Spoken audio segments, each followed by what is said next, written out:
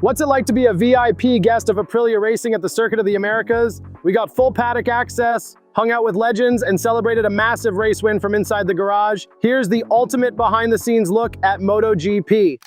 Here's VIP in the MotoGP at Austin. We got you. We got you. How dare them not let us in? Wristbands for you. I'm not doing that, okay, but fine, you know. fine, that's it.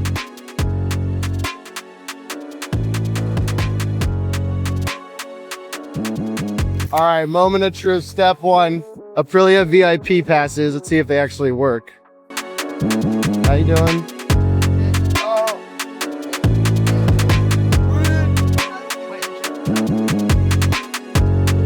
All right, we're super lucky. I got my friend Bradley Adams with Honda HRC. We're gonna watch Q1, MotoGP Q1 from Honda HRC's garage. So, fun fact, Marc Marquez is my favorite rider. But for this hour, we're gonna love Joan Mir and Luca Marini. And Luca Marini is actually Valentino Rossi's half brother.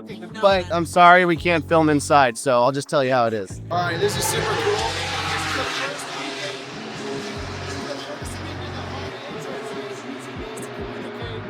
So, check, check, check. It works.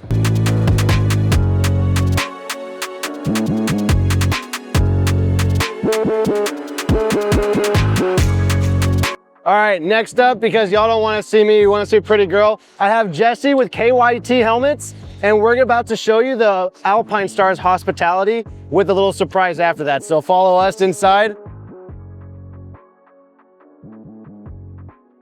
So behind the scenes back here is where a lot of the racing services happens, between the boots, the gloves, the Tech Air, the helmets, get all prepped. So I mean, at what point do you decide a replacement of a suit, or there is no point? Repairable. Okay, but The specialist will kind of like be able to tell whether it can be repaired safely or not. It's all about safety. You got a freshie here, tag still on it. yeah, Digi has had a rough weekend. Marquez obviously has had a rough weekend. Yeah, but here's some of the. Oh, yeah, look at that. Yeah. So is this a fresh, brand new suit, or Yes, is that a both of those refurbished? are. Okay, those are new. Yeah. And then, what's the time frame? You know, crash suit repair. Like, what's the time frame usually to repair the suit? Something that I'm not really familiar with, to be honest. Ah, all right. Yeah, I guess it would just. a more official review or interview with some of the technicians. I have another question Okay. because I'm a business guy. Okay. What does it cost Alpinestars to have a hospitality booth in the service trucks? We'll just Each keep that weekend. between us. Oh, how many zeros at least? I don't know. All right, we'll go with 5 zeros. I'm gonna go with 5 zeros. I have a question. You're probably right. It's Nayara, right? Yeah, should be that. Regarding Jorge Martin's dad. So regarding the levers, essentially, where do you send them to, the levers, to get repaired? Right here. Oh, right here. Yeah, they have the We have sewing a full machines, team that everything. does it Oh, on right site here. here. And then, So like, let's say we can repair this zoom that's deemed repair. They actually have puzzle piece kits where they could cut this arm off and Oh. stitch on an all new arm. And then you The rest of probably. the suit's fine. Maybe it needs a new leg or just a little bit of repairs here. But this one's been burnt through, so And then you probably almost have like CAD design, so it knows like the Absolutely. exact that's how shape they of the make leather. these suits. and it's super CAD quick. Cut it out. And Okay. then stitch them all together in this exact size, so we know that we have pieces that need to be repaired and just cut it off, sew on a new kit. Okay, a question I'm asking every rep right now with every brand. You guys have a lot of riders. You actually know how many riders you have in the GP paddock? Oh, there's too many to count. It's got to be I'd have like reference my list 30 on to there. 50, I'd imagine at least. Especially So- when you go down to Moto 2, Moto 3 guys. Who's your favorite Moto 3 rider, Moto 2 rider, and MotoGP rider that's an Alpinestars rider? Well, obviously Marquez is my guy. All right, high five. That's my favorite. I'm a Marquez guy. yesterday for the first time, and I was like, Yeah. because when you see them on TV, it's like completely different. You see them in the flesh, it's like, wow. There's an Yeah, aura. He was a little He's bit got mardy aura, though. for because he did sure. fall. No, Yeah, and like, I don't know, you'll see it in some of the clips, but the crowd around Marquez pit when he's going from hospitality to the garage is insane. There's over 100 people. Literally, the pits are empty, just surrounded around Marquez. Like, I feel bad for the dude, but yeah, he's a bad For dude. sure. I see a lot of repairs going on. Airbags, suits, boots. So they even repair the boots. That's pretty sick. As the realtor, I'm telling you, this is a one-car garage. It's a 10 by 20. I guarantee it's a 10 by 20. All right, so we're getting a behind the scenes look. We're gonna take a look at a Nia Bastianini's helmet, Pecco Bagnaia, and one of my personal favorites, Diogo Moreira. That dude's gonna be legit. So I'm going straight to Diogo. What I'm really curious, so like I wear a KX1, I'm so curious kind of what the differences are. So what I can tell is, I mean, from what I see, it looks identical minus this. This is definitely different. So I definitely have like different vents on the front, but he has the same little lever on the inside, same padding from what I can see. And then kind of like something I always like to see, I have a weird shaped head. I'm like an egg. And so I have to have all these pads inside to squeeze it, but he's wearing it just regular. So do they get custom shells or like? No, actually this is the same shell you buy. Okay. Exactly the same one. So this is the same KX1 that you buy, just really cool paint job. And then the way that they do their tear offs, like we were talking, they individually tape them. So when you pull it, it holds the one below it down. Exactly. So really cool. So that way, if you do tear offs and you pull it and all of them come off, that's a little trick. Tape it down on the inside of the one underneath it. And when you pull it, that one's gonna hold the one underneath down. So super cool. And they got these little fans to cool them off. So let's see a world champions, Pecco Bagnaia, MotoGP world champion, twice. He's got to pick it up though. And then Enea Bastianini. I'm curious where Enea goes. Like I'm thinking Trackhouse Aprilia, but maybe I'm wrong.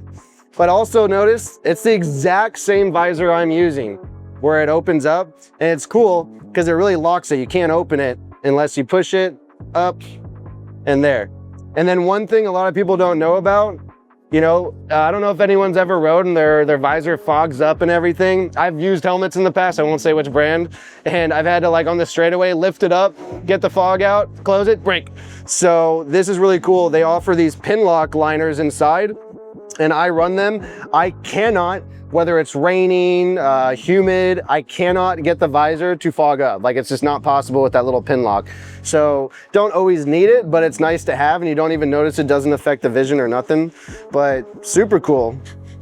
I'm like kind of shocked that we're dealing with the exact same helmet that I'm using, no matter where I'm at.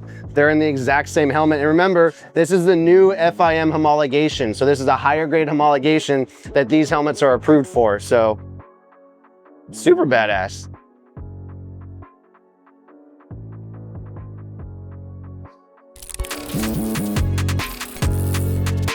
So when I was racing, I didn't have a dad. I had my mom there.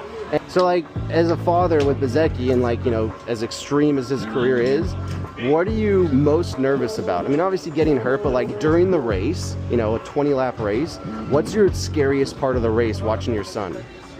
Allora, ho capito comunque. Allora, traduci bene. Per il padre che non c'è, quindi non l'ha seguito.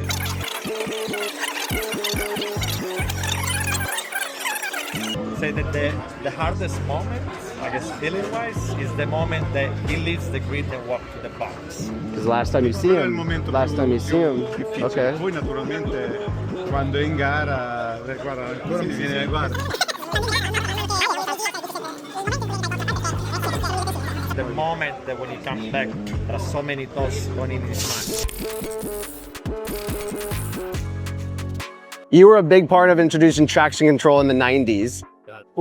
On the Aprilia, and obviously a little bit more advanced now, but what do you think is the next big technology? Because next year we have no lowers, less aerodynamics, 800cc, but what do you think is the next big technology coming to MotoGP? To be honest, we think that at the moment we achieve a very high level on the electronics control. We bring the slide control after many years of waiting inside the MotoGP. This year, last year, the second part of the year, we bring the sliding control in the MotoGP. To be honest, we thought about to have a brake electronic system. We talk about together with the manufacturer and so probably it will not be in the next future. Okay. It will not be so in that's the next future. We thought about, we talk about, but at the moment the key to have a good racing is to keep the electronic okay. Let the rider. But the rider is part of the car. Okay. So what's the regulation for the next year? A little bit less aerodynamic. We would like to say, yeah, they say less aerodynamic, but at the end, You'll figure the something out. aerodynamic department will work again, because with less power, you have to find something to beat the competitor. Right. So the aerodynamic remain part of the game for sure. Next year there will be probably more than 40 horsepower less. Right. So the balance of the bike will change a bit. More corner speed. Also because, as you correctly say, that the corner speed will change Lighter. because it will be a lighter bike, and don't forget, without the very important pieces that we currently are using, that it is the rear The right lowers. device. Without the rear right device, the balance of the bike will be quite different, because now we are gaining advantage in the acceleration phase. Right. When you are picking up the bike from Right. So you're not wheeling. and you are seeing that there is a straight line. When you feel that the front is lifting, you drop the rear and you go. Next year, probably the rider and the electronic setup and the setup of the bike will change a bit, because you have to keep the bike down. You're not going to have as much traction, so you're going to need more electronics. If you keep too much electronic, you probably lose time. Okay. So the key is to bring the bike in his best working point with the setup. The base setup must be very very specific for its track, to allow the technician to work only a little bit on the electronic. If you have a good base. Yes, you're right. If you have a good base, the electronics work only a bit and you lose less time. So like from track to track, how different is your base from track to track? Is it more electronics you're changing from track to track? Geometry, suspension? Like what's the biggest change from base to base, track to track? To be honest, with the 2026 bike, after the first GPs, there is Thailand, Brazil, and now here in the US, in Austin. All your flyaways. We have found a good setup. To be honest, very transparent with you, we didn't change so much the setup. The base setup of the bike is quite good. The rider, you can see that he's quite good, because since the Friday, despite of the bad condition of the weather in Goiânia in Brazil, if it is dry, like the Friday in Thailand, the Saturday in Brazil, or here the Friday here, the bike is quite good. Right. Without touching too much. We work in particular on the electronic side. In Goiânia, there was a full new track layout. Right. So we work more than the usual where you're working on the gear ratio, because we start the weekend with a base gear setup based on the simulation. Okay. Thanks. Thank you so much. Thanks. This guy right here, whole reason that we're even at MotoGP at COTA, but wait, where'd it go? We are going to the grid. I don't. Does it work? I don't. That's because you're special, man. Like this dude's special. Look at him. Look at this guy. Pitbull. He's Mr. Wild. Look at this setup. All access, baby. I will. See you there. All right. He's Mr. Cool. Got a picture on his ID.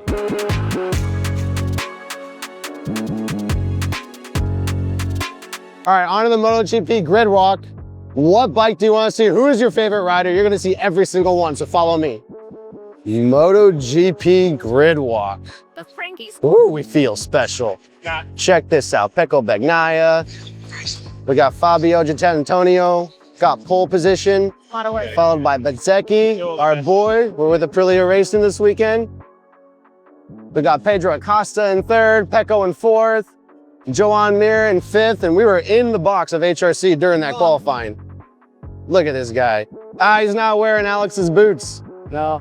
All right, let's check out Joan Mir. Since we were in the Honda HRC garage, bike was way cooler when it was all, oops, sorry, opened up. Everyone all over the place. Jorge Martin, got Alex Marquez, Garcini, Ducati, Luca Marini. Where's he going next year? I think Yamaha. Fermin Aldeguer. I like this kid. VR46 next year, calling it. Iagura, I bet stays put at Trackhouse. Ania Bastianini, that's an interesting one. I don't know what Ania's gonna do. I think he stays put. Ooh, Diego Moreira. This guy's legit. Future of Honda right here. Look at that thing. Gnarly. Don't forget Raul Fernandez. Oh, I'm a Top Rack fan. This guy is a beast. Wait till next year on the 850 with Pirellis. I'm calling it. Top Rack's a top 3 rider. Top 3, baby. Brad Binder, like him. Wonder what's gonna happen next year. This KTM. Woo. What do we got here? Is this Alex Rins? Alex Rins. I'm sorry, but my opinion. Oh no, that's Fabio Quartararo. Legit Honda next year. Jack Miller, one of the most likable guys on the grid. What's he doing next year? I don't know. I unfortunately think he's out of MotoGP, but what do I know? And then you have Alex Rins all the way in the back, last on the grid. Talented, watch that guy on Obali, unbelievable, but I don't know about MotoGP anymore, unfortunately, so that is our grid. Let's work our way back up to the front. If y'all have never been on a MotoGP starting grid, you have to come check this out. So badass.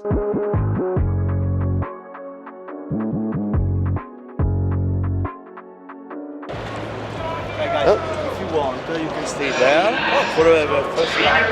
Okay. Thank you. Oh, we're going on the wall for the first lap. Massimo, I'm Chad.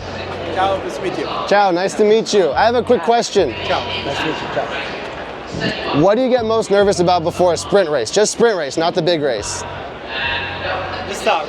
Start? First corner.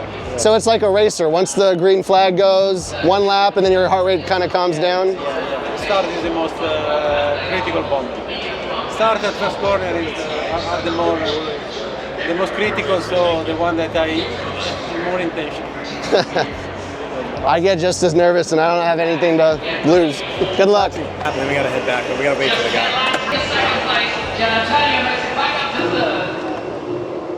Warm up lap done.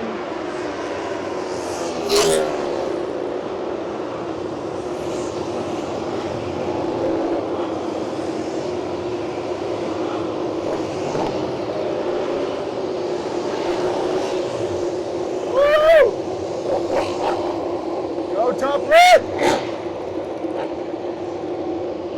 That's all of them.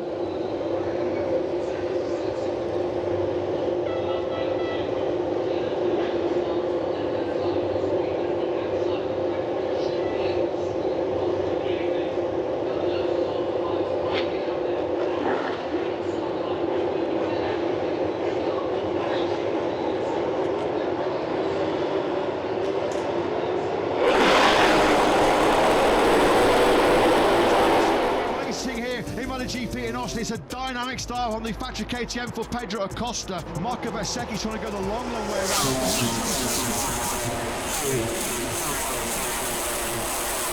Bezzecchi crosses the line. The Bezzecchi blitz continues in MotoGP. Oh yeah!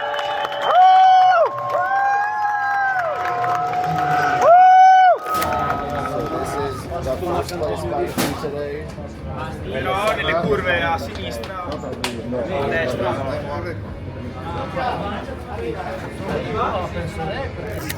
Dai! What does dai mean? Like, come on. Oh. I gotta learn Italian.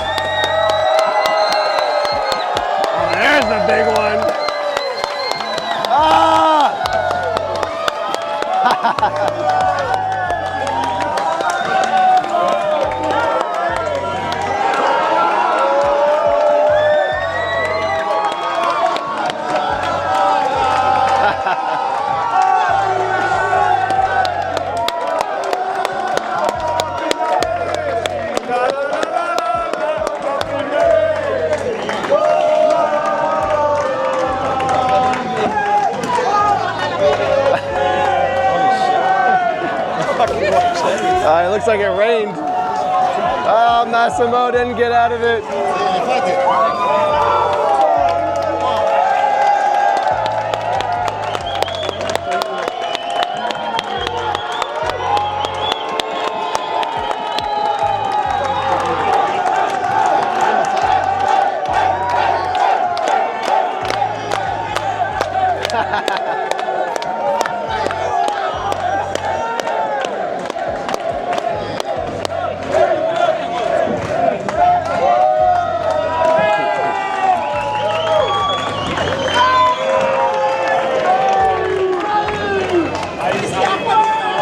Still going?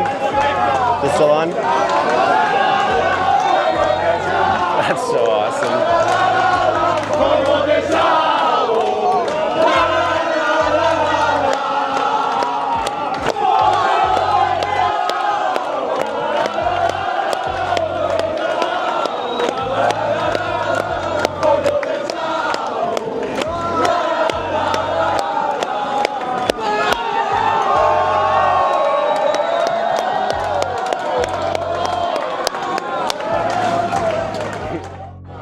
But you don't get to ride much at home, because that's what we always talk about. So Max comes out to America all the time, and we go ride Supermoto, Ovales, you know, RSV4 factories. But he always tells me he never gets to ride unless you're pretty much in America. Yeah, not much. Yeah, that's true. I'm not going so much on the motorcycle. You know, my specific work for them is to do track day or pro experience when they make the few pro experience around the world. But normally it's more like a brand and PR activity with them when there's a show in Italy or outside. All right, so one thing that's really interesting with Max, every time we go ride, whether it's Supermoto, big bikes, does not matter. We usually ride stock motorcycles. Max is a racer. I mean, there's a reason he's a 6-time world champion, but you take every lap time, every session, I notice, and you study it. Like, you know, at this age, you don't race or anything. Like, what's your motivation to keep so sharp with your training and riding? It's just because I've been doing this for 25 years, and for me, going track to analyze what I'm doing, the time is the only way to tell you what you're doing and how you're doing. So, and to get a little bit of, good feeling. It's nice to improve, even if you start very, very far. But it's good that you can improve, you can change line, you can add some modification on the bike and see lap time improve. Yeah, so cool thing is I've gotten a chance to ride with Max, and we're actually riding tomorrow and Tuesday, so that's the coolest part of the trip. But this guy has taught me a lot. So like, one of my favorite bikes is the Aprilia RSV4 factory. And the cool thing with Max is I was riding with him, and he was gapping me on entries, because I was riding it more like, you know, a standard Japanese bike like a Yamaha, where you open up the turns, but you shoot to the apex. As soon as you hit the brakes, go to the apex. And I noticed the Aprilia, because Max is a big part of like the Aprilia being built and how it works. Max's style is brake as hard as you can to the apex, and the bike literally just falls into the turn. So as soon as I did that, I was able to keep him inside a little better. So it's really interesting riding with Max, because we're in the Aprilia factory race in the garage, and Bezzecchi's celebrating a little bit because he just won a big race. But they got 1-2, by the way. So Max Biaggi, the whole reason we're here is actually because of Max. We couldn't get passes, nothing. He got us on the grid yesterday. But stay tuned, because you're going to see me and Max mix it up on the track. And there's actually something super cool. Max has been wearing one gear brand his entire career, and he might be in something a little bit different tomorrow. We'll see who's faster. See you tomorrow.